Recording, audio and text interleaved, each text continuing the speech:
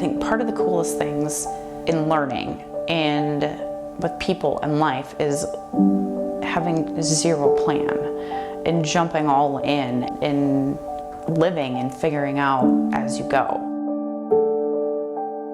Some of the best experiences that I have and the pieces that I create and the styles that I've developed have all been completely out of control. So for me, to give a piece to a collector, the one element that I wanted them to know is that it was authentic and it was original, and that for them to know that they are getting this piece that can never be reproduced, that's never going to be owned by anybody else, is an experience.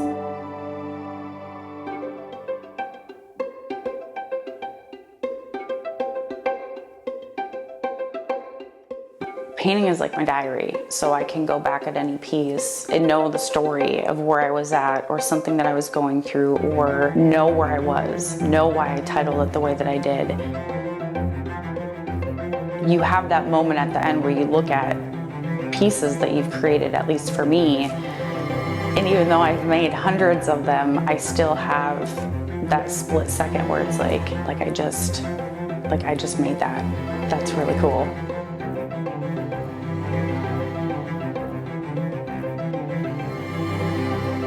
The creation process is very, very unique. If someone were to listen to my playlist, they would think I just went through a breakup. I mean, it's very serious, it's very intense music, it's very strong music. You have to have a level of intensity, I think, to create anything great. That's part of my process. So I have to get in a mindset where it's very intense. I look for the pockets. I look for the places that color can live and be put that you're not going to see, probably even in the pictures that I capture. But every person that I have delivered to and my collectors that have my work, when that piece is first revealed and they see it, they're almost taken aback by all of the intricacies and the details. When I started realizing what I was doing and creating these pieces, I knew that I wanted them to be handed down to generations. My whole goal when I created, some of my first pieces of art was that this has to be a collector's item. This has to be something that's going to sustain an individual's lifetime.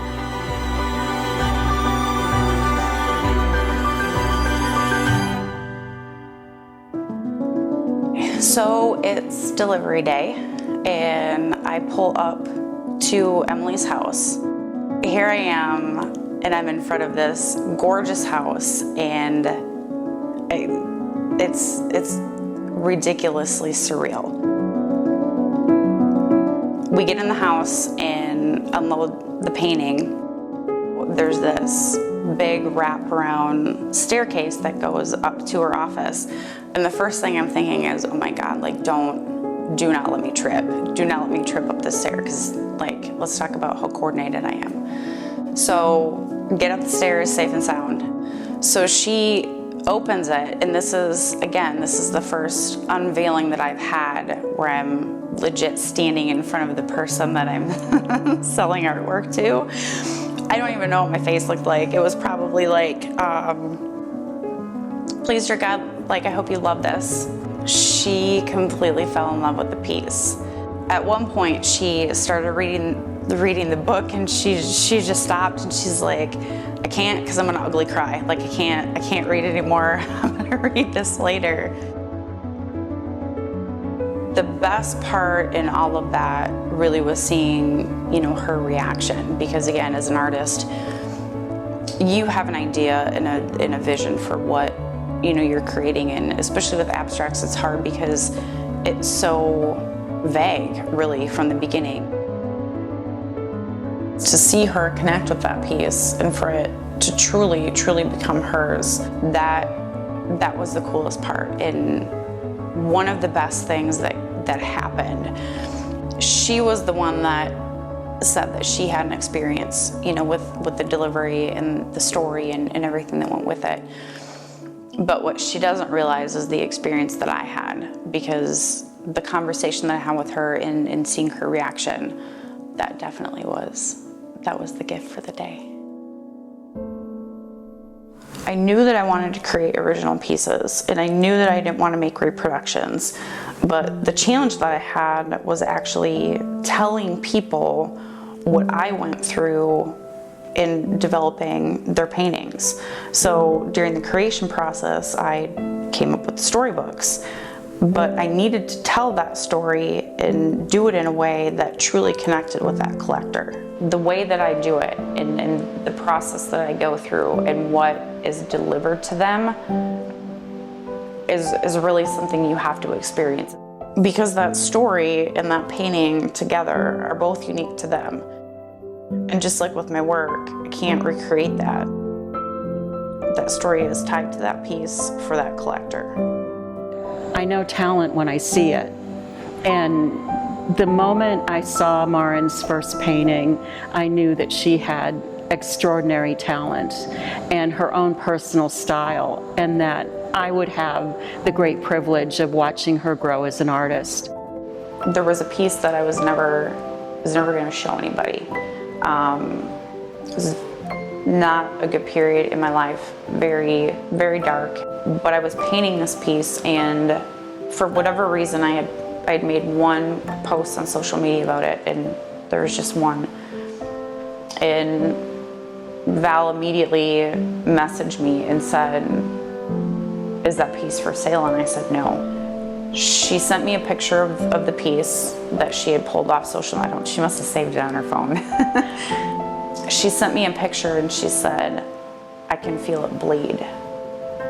And the first thing that happened when I read that message is I started crying, and I realized that, first of all, I was terrified because that's what was happening on the inside at that time in my life, and there's not very many people that know what was going on with me. But for her to see that in my work and to feel that at that level and to say something with that impact and that intensity, I knew I had something, and she was the one that first opened my eyes to that.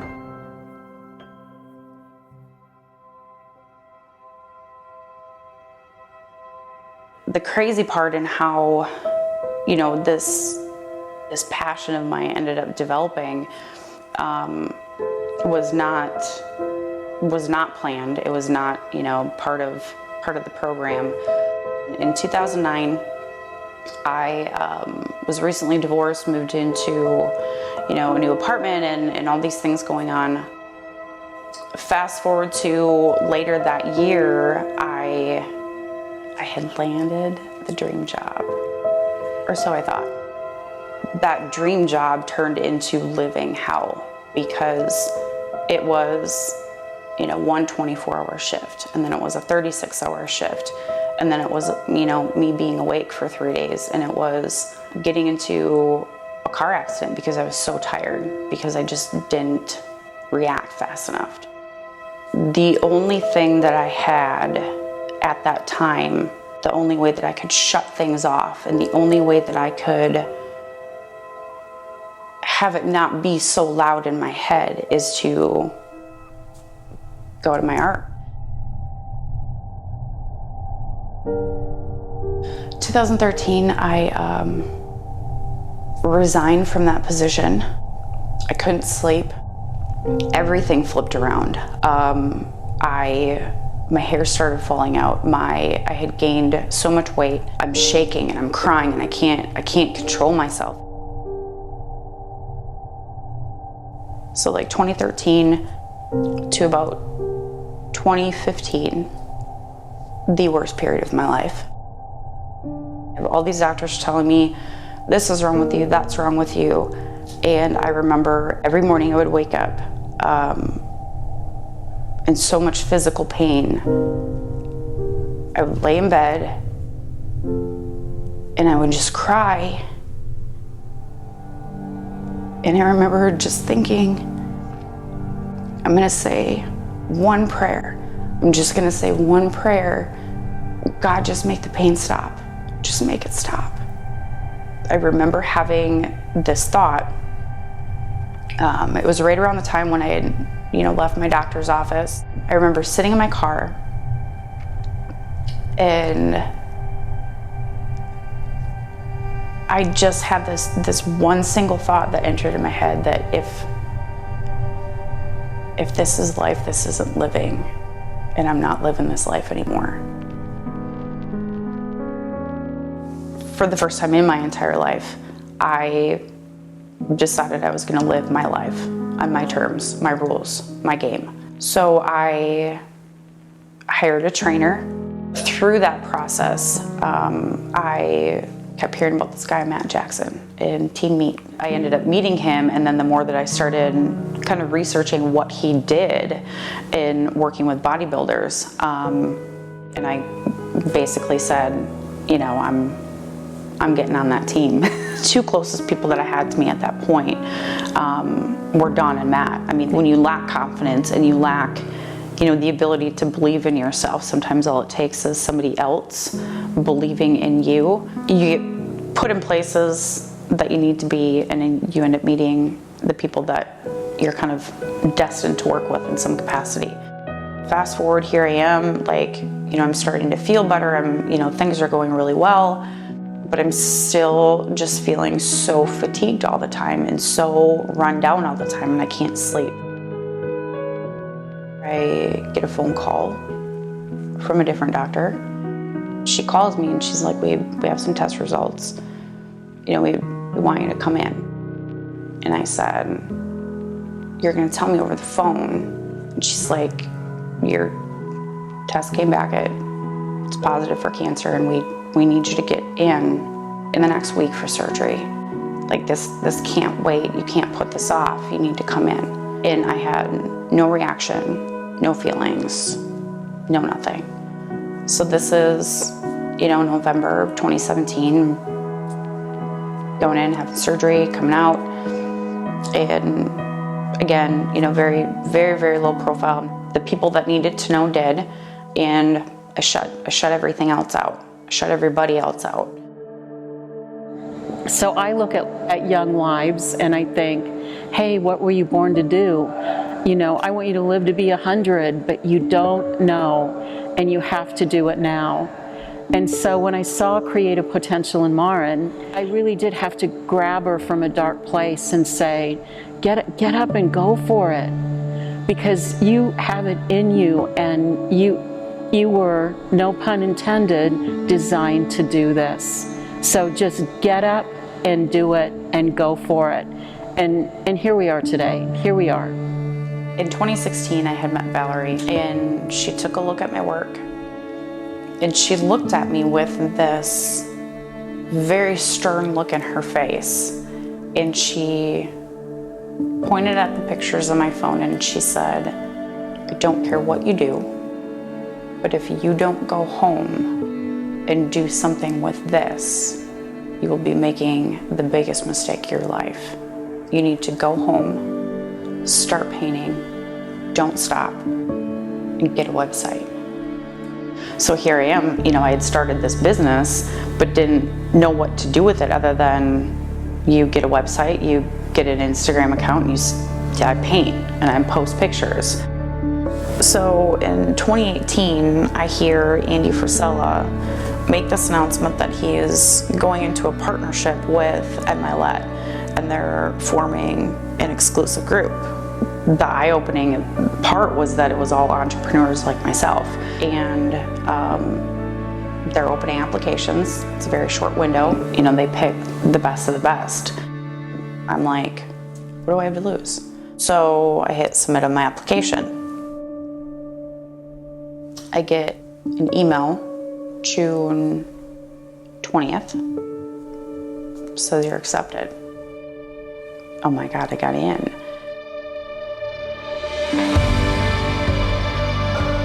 I I guess the excitement that I had with getting into Arête was really because they had, I think, 10,000 applicants, but only 1,000 were selected. Being around, 1,000 other entrepreneurs that had way more experience than I did, and having, doors open and understanding that I had all of these resources available to me, it literally provided me the template for how to launch my business and do it the right way.